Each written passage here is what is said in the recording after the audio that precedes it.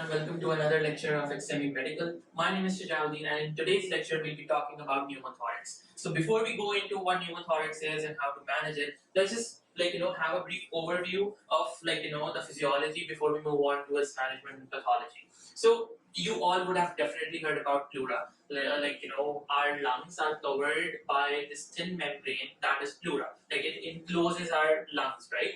And it's a two-layered membrane. You have a visceral pleura and a parietal pleura. So parietal pleura is what comes into contact with our lungs, and the visceral pleura is what surrounds the other viscera but encloses our lungs. And in between the visceral pleura and our parietal pleura, we have a bit of space. There is a bit of space present. Now, when we say that this is a case of pneumothorax, so what do we mean by pneumothorax? Pneumothorax is when air enters that pleural space that I just talked about, that you have a parietal pleura and a visceral pleura, and in between you have a bit of space. When air enters that space, that is when we call that a person is having pneumothorax. Now, pneumothorax is basically air in your pleural space, right? But there are three different kinds of pneumothorax. You have spontaneous pneumothorax, you have traumatic pneumothorax, and then you have tension pneumothorax. So we'll go on with spontaneous to tension, talking about what happens in either, what are the different causes, and how to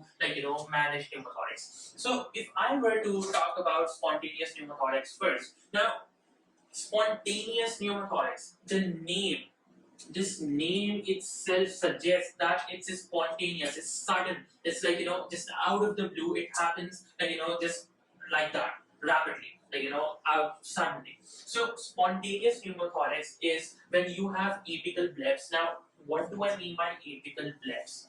If this is your lung, if these are your lung, so you will have apical blebs over here, air pockets बन जाएंगी आपकी इस तरह on your apex. Now, when you have apical blebs inside your lung, that is on your apices, you have these multiple blebs, and when these blebs rupture, it could either be on your right side or your left side, depending which side the pneumothorax is. But when these blebs rupture, that is when you have spontaneous pneumothorax. Now, spontaneous pneumothorax could be of different types. The two major classifications that we have are primary and secondary. We have two different spontaneous pneumothorax. Like I said, spontaneous pneumothorax is when your apical blebs rupture. Now, they could rupture due to any reason. Now, due to different reasons, we have two different classifications, primary and secondary. Primary spontaneous pneumothorax is when you have ruptured blebs, but there is no underlying pathology in your lungs. No underlying pathology in your lungs.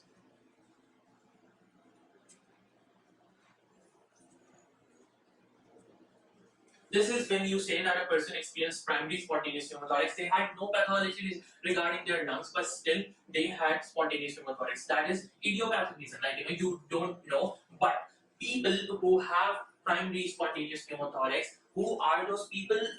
What causes them to have spontaneous pneumothorax, which is primary in nature? They could be young people, young, tall, smokers. And usually people with Marfan syndrome, who have Marfan syndrome, you all know Marfan syndrome is basically a collagen defect. So people with that, they can have spontaneous rupturing of your apical blebs, causing primary spontaneous pneumothorax. Now, coming on to secondary pneumothorax. Primary was no underlying pathology in lungs, but when we talk about secondary pneumothorax is underlying pathology present inside your lungs.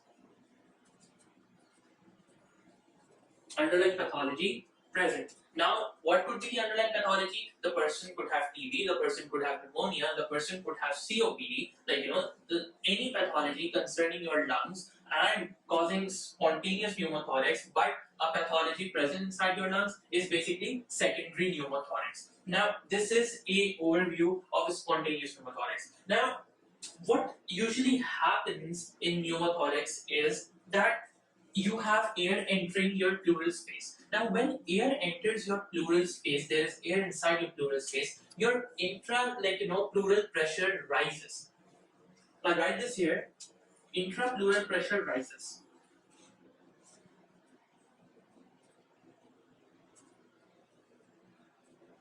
When does the interpleural pressure rise? When you have pneumothorax, that is when you have air inside your pleural space. When you have high intrapleural pressure, what happens is that your alveoli collapse. Now, alveoli is where your air enters throughout the whole respiratory pathway. Alveoli is that terminal end where your air accumulates, your blood is oxygenated, and then gaseous exchange happens, and the whole thing happens in your alveoli. But due to high intrapleural pressure, what did I do? What's happening is that your alveoli are collapsing. Now, when your alveoli collapse, there is no oxygen entering your alveoli, there is no oxygenation happening, there is no gaseous exchange taking place. Now, you all would have definitely heard of this term VQ ratio. Now, what is VQ ratio? VQ ratio is basically your ventilation and perfusion ratio. It has a specific value and it is very important because, in our lung, there are sites where you have better ventilation but poor perfusion, and you have areas where you have better perfusion but, poor ventilation, and, there is a specific value. Now, what happens is that due to high intrapleural pressure, when your alveoli collapse, your ventilation to perfusion ratio decreases. Now, how does that decrease?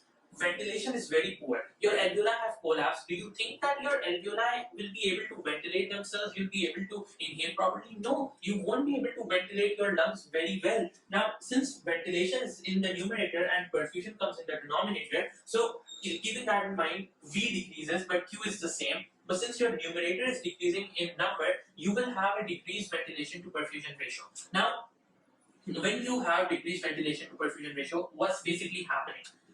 You cannot oxygenate your lungs, right? What happens in your alveoli? You're oxygenating your blood. Alveoli collapse, you cannot oxygenate your lung or blood at all. So what happens is the same deoxygenated blood goes into your left side of the heart and then travels. Like your blood passes from the right side, goes to your lungs, but when it goes to your lungs, your alveoli have collapsed, you cannot oxygenate the blood anymore. So what happens is that same deoxygenated blood comes back to the left side, and left side then pumps the whole deoxygenated blood in your body. So what's basically happening? Your deoxygenated blood is being circulated inside your body because you cannot adequately ventilate. So indirectly, what's happening? Right to left shunting. If I were to say that a person is having right to left shunting, what does that mean?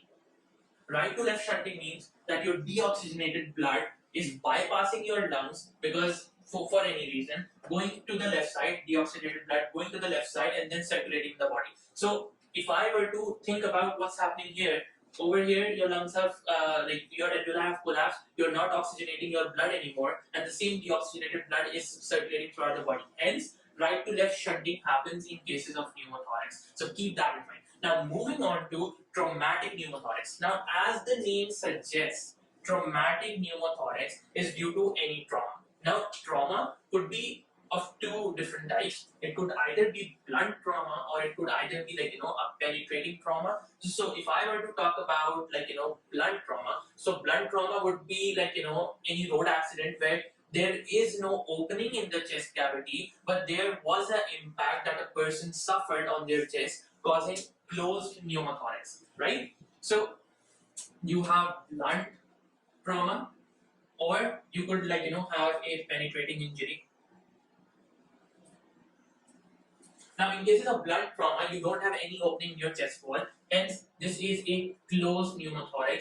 That is, that your chest wall is not open. It's whatever is happening is inside. There is no chest wall opening, but you have pneumothorax due to trauma. Hence, traumatic pneumothorax. In penetrating chest wall, like in a penetrating injury, you have an opening in your chest wall, a penetration, which is creating pneumothorax. Hence, this is a pneumothorax which is open. So open pneumothorax, penetrating injuries, closed pneumothorax, blunt trauma, that is road traffic accidents or whatever. When we talk about traumatic pneumothorax, so you have blunt trauma, open, closed pneumothorax, or penetrating chest injuries causing open pneumothorax. Now, and what I mentioned here, this is something that applies to all pneumothorax. increased intrapleural pressure, right to left shunting. This is what happens in all pneumothorax because you have air inside your pleural space, which causes all of this, and you have right to left shunting. Now, talking about tension pneumothorax. Now, what happens in tension pneumothorax is it's not a completely different pneumothorax, but tension pneumothorax is a condition in which air enters your lungs, but it is unable to escape. A condition where air enters but cannot get out. Right? So, what happens in tension pneumothorax is it could be due to anything. Normally, what usually happens is that tension pneumothorax is basically it's like a progressive pneumothorax of usually penetrating chest wall injuries. It could be due to other different reasons as well, but normally you have penetrating chest wall injuries in which air keeps entering through that penetration, through that chest wall, opening, but it is unable to get out due to any reason. So what happens is that the air keeps accumulating inside your pleural space. It keeps on accumulating, and it causes tension pneumothorax. Now, when we say that a person has tension pneumothorax, this is a emergency condition. All of these pneumothorax are very sudden, symptomatic, and everything. But when we talk about tension pneumothorax, this is an emergency. Erase this and let's talk about what happens in pneumothorax. As in, what are the symptoms? What does a person feel? Now, if like I said, spontaneous pneumothorax, traumatic pneumothorax, all of this is sudden. It's not a chronic condition at all. Traumatic injury, just happens there. Spontaneous pneumothorax, that just suddenly you have rupture of your apical clefts. All of this isn't time consuming. It just happens with rapid onset. Hence, the person in both traumatic pneumothorax, if it's a simple traumatic pneumothorax, closed or open, and if it's spontaneous pneumothorax, all these patients, what will they have? Firstly, they will have ipsilateral chest pain. That is, they will have chest pain on the side where they have pneumothorax. If the pneumothorax happened on their right side of the lung, they will have right-sided chest pain. If it happened on the left side, they will have left-sided chest pain. Hence, ipsilateral chest pain is what the patient is going to tell you. Secondly, when you auscultate that patient, you will not listen to any breath sounds. Your breath sounds are absent on auscultation. Why? Because all the air is entering your pleural space, and it's instead of going into your lungs, it just keeps entering your pleural space, and like I mentioned, your alveoli collapse. So none of the ventilation is taking place actually. Hence, absent breath sounds. Secondly, thirdly, what will you see? You will have a resonant percussion note. Resonant percussion note. Why resonant? Because there is additional air inside your pleura. Pleural space के अंदर additional air आ चुकी है. When you percuss the patient, you will see that they are resonant. They will have ipsilateral sudden onset chest pain. Right? It's going to be sudden onset, absent breath sounds, and resonant percussion note. Now, like I said, in spontaneous pneumothorax, whichever side gets affected, that side will collapse. Let's say that in spontaneous pneumothorax, this was your right-sided lung. Yeah, the right-sided lung, and here you had a apical pleb which ruptured. Now, what's going to happen is that this lung is going to collapse. As soon as the pleb ruptures, right side of the lung is going to collapse. Hence, when this lung collapses, your trachea is in the middle. This is your trachea. This is your left lung. When this lung collapses, what will happen? That your trachea is going to divert to the side which was affected. On the affected side, trachea will divert on the affected side. Why? Because on the affected side, the lung is going to collapse. Hence, tracheal deviation to the affected side. Coming on to tension pneumothorax, like I said, it's basically a progressive version of penetrating injuries, or when a patient undergoes a high pressure ventilation that is positive and expiratory pressure. So PWP. So high ventilation pressures can also cause tension pneumothorax, and like I said, air can enter but cannot get out. So what happens in tension pneumothorax is that, let's say these are your two lungs, and the side that was being affected, this is your right side, this is your left side.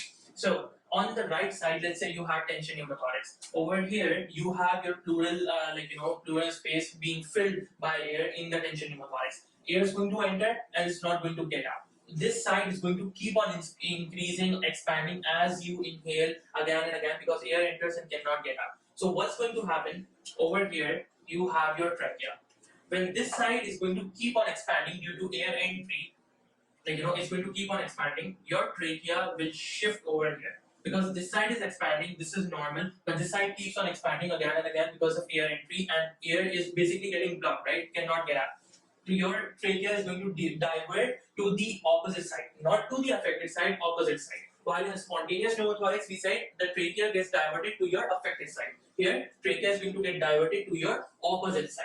Now, as the trachea gets diverted to the opposite side, you will see tracheal deviation on a chest X-ray. With that, I would like to mention that usually for spontaneous pneumothorax, traumatic pneumothorax, the choice of investigation is X-ray. You do a chest X-ray, PA view to see whether a patient has pneumothorax or not.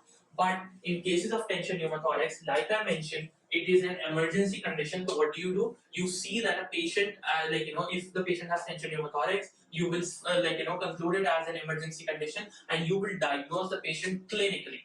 So for clinical diagnosis, you need to know what tension pneumothorax looks like clinically and what spontaneous or traumatic pneumothorax looks like clinically. These signs and symptoms are what are common in spontaneous and traumatic pneumothorax. But when we talk about tension pneumothorax, this is not what we see. We see a completely different thing. Starting off, in tension pneumothorax, you have raised JVP. You will have a raised JVP in tension pneumothorax.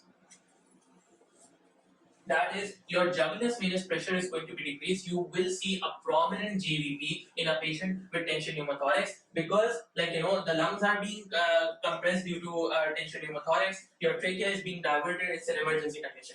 You will have raised JVP. Apart from raised JVP, what will you see? You will see tachycardia. Tachycardia is going to be present in a patient experiencing tension pneumothorax. You will have tachycardia. Apart from tachycardia, you will see hypotension. Now, why will you have tachycardia? Your heart is going to beat really faster, trying to oxygenate, trying to regulate the blood supply. But like we saw, like I mentioned over here initially, that your alveoli would have collapsed, right to left shunting, or your deoxygenated blood go majare, which is why your heart is going to be tachycardic. You will have hypotension eventually because obviously due to poor ventilation, you will eventually have hypotension. So you have raised GVP, tachycardia, hypotension, saturation of oxygen is going to decrease. So your saturation of oxygen will decrease. So a decreased saturation of oxygen, all of these clinical signs are going to tell you that a person has tension pneumothorax. Hence, instead of going for an X-ray, you will diagnose a patient clinically whether he has tension pneumothorax or not, and you will manage them. Now, on to the management of tension pneumothorax. After identifying it as an emergency condition using these different identifying points, let's talk about the management of tension pneumothorax. Let's consider that we have this patient, this is our patient's chest. We have his lungs over here, and this patient is experiencing tension pneumothorax. Now, we talked earlier that in tension pneumothorax, our trachea is going to divert onto the opposite side of the pathology. If you have pathology on the right side, in tension pneumothorax, the trachea is going to divert onto the left side. Tracheal deviation is going to be on the left side. So, given that we have tension pneumothorax over here, the first thing that you need to do is first, let me draw. Consider this is your first rib, this is your second rib, and over here, this is your first intercostal space. Okay, so let's say this is your second intercostal space. So in a patient with tension pneumothorax, the first thing that you need to do is you need to do a needle thoracostomy in your second intercostal space of your affected side, and if this is your clavicle, in the mid clavicular line, that is over here. Over here, you will be doing your needle thoracostomy in the second intercostal space in the mid clavicular line. And why are we doing needle thoracostomy? To provide a way for the air to get out. Because like we discussed, air is entering in tension pneumothorax, but it cannot get out. So by penetrating the chest wall using a needle thoracostomy technique, what are you doing? You're providing the trapped air to get out. to relieve the pneumothorax from here. So this is the first thing that you will do. Do needle thoracostomy and relieve the pressure. After doing that, what will you do? You will locate the fourth intercostal space. Let's say if this is where your fourth intercostal space is, and here for needle thoracostomy we took the mid-clavicular line. For the fourth intercostal space, we will take the mid-axillary line. So we found the mid-axillary line and we located our fourth intercostal space. But what to do over here? Over here, what will you do? You will insert a chest tube. So a tube has two ends, right? One end is going to be inserted inside your chest cavity over here at the fourth intercostal space in the mid-axillary line, and the other end will be inserted underwater, this will be under a seal. Now, what is the importance of this? Your air is constantly going to get out through this chest tube. Your trapped air is going to escape, and over here you will notice bubbles inside the water. But since this container is filled with water and this chest tube is under a sealed drain, no air is going to enter from here and go into your chest cavity. Hence, there will be no air entering your pneumothorax, your chest cavity, and our pneumothorax is not going to get worse. Now, let's talk about traumatic pneumothorax. If a patient has traumatic pneumothorax and they haven't gone into tension pneumothorax, because like I said, penetrating chest injuries can progress to tension pneumothorax very easily. So let's take a similar patient. These are his lungs. Now, in cases of a penetrating injury, let's discuss blunt injury first. In cases of blunt injury, that is you have closed pneumothorax, there is no opening in in your chest wall, but there is a pneumothorax inside. What will you do? You will keep the patient in follow-up. Repeat their X-rays with regular time intervals and keep them on follow-up. Look for any signs that are there. If these signs are there, that means the patient has just simple pneumothorax. If these signs are there, that means that the patient has tension pneumothorax. So keep an eye out for these signs and see whether a patient is progressing into tension pneumothorax or not. But let's say the patient isn't. But you need to see that if there is a pneumothorax, what is happening to it? Is it increasing in size? Is it decreasing in size? And how can you do that? Keep the patient on follow-up. Keep repeating their chest X-ray until the pneumothorax has gone. Now, coming on to penetrating chest injuries. Let's say the person had a penetrating injury, like a metal rod just passed through the person's pierced the person's chest cavity from the front. It didn't go आर पार नहीं हुई, but आगे से उसने जो है pierce कर दिया over here. So in this case, how will we manage? Obviously, you have a traumatic pneumothorax over here. So the way to manage this is obviously there is an opening on your chest wall, right? What will you do? You will take a dressing. You will take a square-shaped piece of dressing and you will pack it on three sides and you will keep one side open. That is, pack it from here, pack it from here, and pack it from here. But don't place a packing over here. Keep this end open. Now, the understanding behind this is that keeping this end open will reduce the pneumothorax. And how will it reduce? Think about it. We have this patient inhaling. When they inhale, obviously due to pressure difference and obviously there is going to be a sucking force inside the person's chest cavity while inhaling, right? So what's going to happen? This chest dressing is going to get sucked onto the patient's chest, and no air is going to enter into the patient's chest cavity, because obviously while inspiration the dressing got stuck onto it, obviously due to pressure differences. But when the patient is going to expire due to pressure differences, air is going to blow out. So obviously it has to go out through our nostrils, but since there is an opening, from air is going to escape from here as well. So we kept this end open. Why? So that the air can escape. So how is this going to help? No air can enter, but whatever air is inside can escape as well. So this is going to help us reduce our pneumothorax, which happened due to trauma in penetrating chest injuries. And with that, we also need to keep a lookout whether the patient is developing any of these signs, because if this patient develops these signs, that means that the patient is going into tension pneumothorax, and in that case, what you need to do is you need to manage the patient accordingly. That is, if they already have a penetrate a chest opening, so what do? Just insert a chest tube and connect it under the seal and keep the patient in follow-up. But if there is no penetration, if the chest wall is closed, then do a needle thoracostomy for tension pneumothorax and then place a chest tube.